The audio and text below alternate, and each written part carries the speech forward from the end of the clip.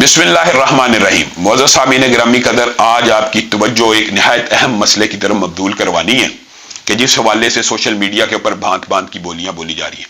मेरी सबसे पहली इस्तदा और आप सब पाकिस्तानियों से इस बात के ऊपर मैं अपील करता हूं कि अल्लाह के लिए दीन के शायर का, दीन के मामलात का जो भी कोई फैसला हो, उसके अंदर सियासी वबस्तगियों को पसे पुश डाल दिया जाए। खत्म नबुव्वत हो, हुर्मत रसूल हो, दिफाए सहाबा हो, ये जो कादिद हैं, ये जो मुश्तरकात उम्मत हैं, इन्होंने उम्मत को जोड़ा हुआ है।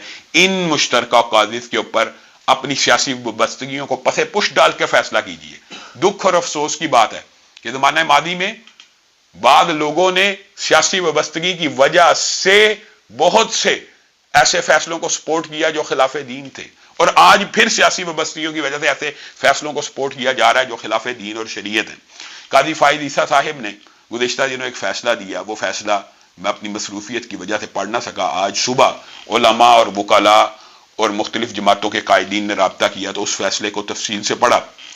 अब एक बात जरूर कहना चाहता हूं, बाद लोग सोशल मीडिया के ऊपर इस तरह की फजूल हरदा सराई करते हैं जी उलमा को कौन सी इंग्लिश आती है। अल्लाह के फजलो करम से आज मुआशरे में ऐसे उलमा मौजूद हैं जो दुनिया की तमाम जिंदा जुबानों पे अबू रखते हैं। मैं दीन का एक अदना सा तालिब इल्म हूँ, मैं लॉ का स्टूडेंट हूँ, मैं एडवोकेट हाई कोर्ट हूँ, और मैंने ये डिग्री सिर्फ दिफाए दीन के लिए हासिल की है, प्रैक्टिस करने के लिए हासिल नहीं की, ताकि इन उमूर के ऊपर जब भी कोई फैसला आए तो बंदा अदहुद मुतालिया करके और उसको देखकर और आवाम की सही रहनुमाई कर सके। तो ये बातें करना जी उलमा जी बातों में आ गए हैं, जी जियो की बातों में आ गए हैं, जी गलत रिपोर्टिंग की बातों में आ गए हैं, जी अल्लाह का खौफ करना चाहिए। हम जैसे उलमा के बारे में अगर ये बात आप लोग करते हैं कि हम इमरान खान के सपोर्टर बन गए, तो फिर आपने हमारी ऑपोजिशन 5 साल नहीं देखी। जिस वक्त आप नून लीग की पूरी क्यादत जेलों के अंदर बंद थी, तो उस वक्त पाकिस्तान में चंद आवाजें थी, जिनमें से एक आवाज इस दीन के तालिब इल्म की भी थी कि जब भी खिलाफ शरीयत कोई काम हुआ हमने आवाज को उठाया। हमारे लिए दीन मुकद्दम है, हमारे लिए शरीयत मुकद्दम है, हमारे लिए सियासी वबस्तगियों की कोई अहमियत नहीं। सियासी वबस्तगियां हैं लेकिन उनको पसे पुश डालकर हम हक और सच की बात कहेंगे। कादी फाइज ईसा ने अपने फैसले में जो 2 दफआत को उड़ाने की बात की है, उसके हवाले से मुख्तसर आपके सामने रखना चाहता हूं। एक 298C है, आप उठाइए, गूगल के ऊपर सर्च कीजिए। अगर आपको इंग्लिश नहीं आती, मैंने ट्विटर के ऊपर इसकी ट्रांसलेशन भी लगा दी। इसका मतलब ये है, कोई कादियानी हो, अहमदी हो, लाहौरी ग्रुप हो, जो भी, वो अपने आप को मुसलमान जाहिर करके तबलीग नहीं कर सकता और मुसलमानों को इबलाग नहीं कर सकता और उनको मुसलमानों को अपना फेथ एक्सेप्ट करने की तरवीज तलकीन नहीं कर सकता। ये पाकिस्तान के आइन में है, क्योंकि ये जालसाजी है। वो मुसलमान नहीं है, वो गैर मुसलमान, खुद को मुसलमान क्लेम करके करेंगे तो जालसाजी है। 298C इम्तनाए कादियानियत एक्ट है। अब कादी फाइज ईसा साहिब ने यह फैसला दिया कि ये नहीं लगता, काजी साहब आपके फैसले में तदाद मौजूद है, क्यों नहीं लगता कि आप उसको कादियानी नहीं मानते?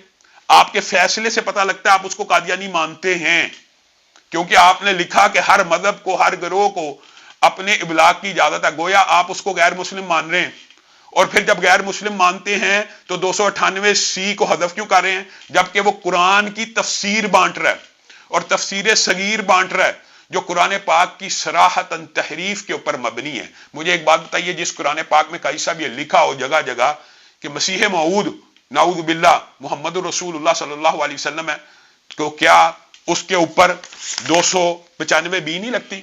295B का भी जो मफहूम है आप उठाइए, देख लीजिए, डिफाइलिंग है।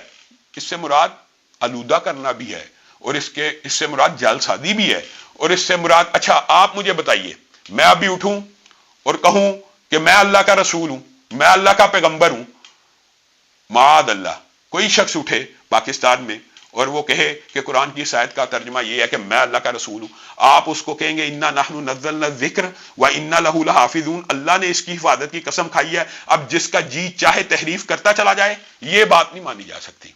अगर आप उनको कादियानी मानते हुए फैसला देते हैं तो फिर इम्तनाए कादियानियत लगेगा, और अगर आप ये चाहते हैं कि हम उनको मुसलमान मान लें तो आप पाकिस्तान के आइन और कानून के खिलाफ फैसला कर रहे हैं। कादियानियों को इस कानून और आइन में गैर मुस्लिम करार दे दिया गया है, इसलिए उनके हकूक का जो जुमला आपने अपने फैसले में लिखा उनको तब मिलेगा जब वो अपने आप को अकलियत तस्लीम करेंगे।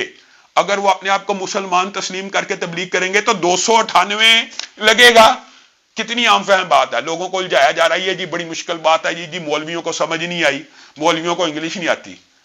اللہ سے ڈرنا چاہیے، اللہ سے ڈرنا چاہیے، دین کو مقدم رکھنا چاہیے۔ 298 پھر لگے گی، اگر وہ آپ نے فیصلے میں خود لکھا اگر وہ قادیانی ہے تو امتناع قادیانیت یہی تو ہے، یہ مسلمان اپنے آپ کو ظاہر نہ کرے۔ اور پھر آپ نے 295 کو کیسے اڑا دیا؟ ایک بندہ قرآن پاک کی تفسیر چھاپ کر اور اس کے اندر تحریف کر رہا ہے، یہ تو توہین قرآن کے زمرے میں بھی آتا ہے، اس کے اوپر تو دفعات کا مزید سے مزید اضافہ ہوتا چلا جانا چاہیے۔ اور آپ نے کہا کہ اس شخص کے اوپر 295 نہیں لگتا اور 298 نہیں لگتا۔ قاضی صاحب کیسے نہیں لگتا؟ آپ نے جو وکلاء کی ٹیم پیش ہوئی ان کو بھی دلائل نہیں دینے دیا، ان کے ساتھ بھی جبر کا معاملہ کیا۔ اللہ کے لیے، اللہ کے لیے، لا اکراہ فی الدین، لا اکراہ فی الدین، کون سا دین؟ قادیانیت کے اوپر کون سی کتاب نازل ہوئی؟ کون سا رسول آیا؟ کون سا پیغمبر آیا؟ آپ یہ چاہتے ہیں کہ قادیانیوں کو حقوق ملے مسلمانوں کے، اور مسلمان ان کو غیر مسلم بھی تسلیم نہ کریں، تو ایسا نہیں ہوگا۔ قادیانی خود اپنے آپ کو اقلیت تسلیم کریں اور پھر آپ ان کو حقوق دے دیں جو باقی اقلیتوں کے ہیں۔ جب وہ جیل سازی کر کے قرآن پاک میں تحریف کر کے، کیا قرآن پاک کی کوئی بھی ٹرانسلیشن، کوئی بھی ترجمہ آپ کے فیصلے کی روشنی میں آج کے بعد کوئی شخص کرے اور آپ کا فیصلہ لکھ کے لگا دے کہ انا نحن نزلنا الذکر، اللہ نے اس کی حفاظت کی ہے اس لیے اس میں اب تحریف نہیں ہو سکتی، تو بس اب جو مرضی جس کا جی چاہے اس کی ٹرانسلیشن کر کے چھاپتا پھرے؟ ایسا نہیں ہو سکتا۔ علماء بورڈ نے، قرآن بورڈ نے، پاکستان کے آئین نے اس طرح کی کتابوں کے چھاپنے کے اوپر پابندی لگائی، اور پرچہ ہوا بھی اس وجہ سے ہے کہ وہ لوگ یہ تحریف شدہ قرآن پاک کا ترجمہ بانٹ رہے ہیں۔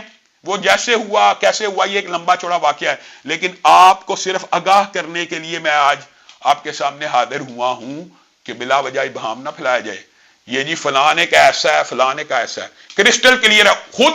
خود گوگل سے کسی بھی سرچ انجن سے سرچ کیجئے 298 اور 295 اس مجرم کے اوپر لگنی چاہیے تھی کہ نہیں تھی لگنی چاہیے۔ اور اگر قاضی صاحب نے اس کو ختم کر دیا تو اللہ کے فضل و کرم سے وکلاء کا ایک بہت بڑا پینل اس کے اوپر ریویو پٹیشن میں بھی جا رہا ہے۔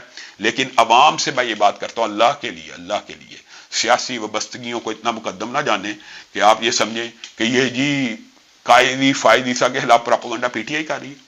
کیا ہم پی ٹی آئی کے مخالف، یا کیا ہم پی ٹی آئی کی وجہ سے قاضی فائد عیسیٰ کے خلاف یہ بات کر رہے ہیں، یا کیا علماء آپ کو پتہ ہے پاکستان میں علماء کا سارا طبقہ خان کے دور میں اس کا مخالف تھا۔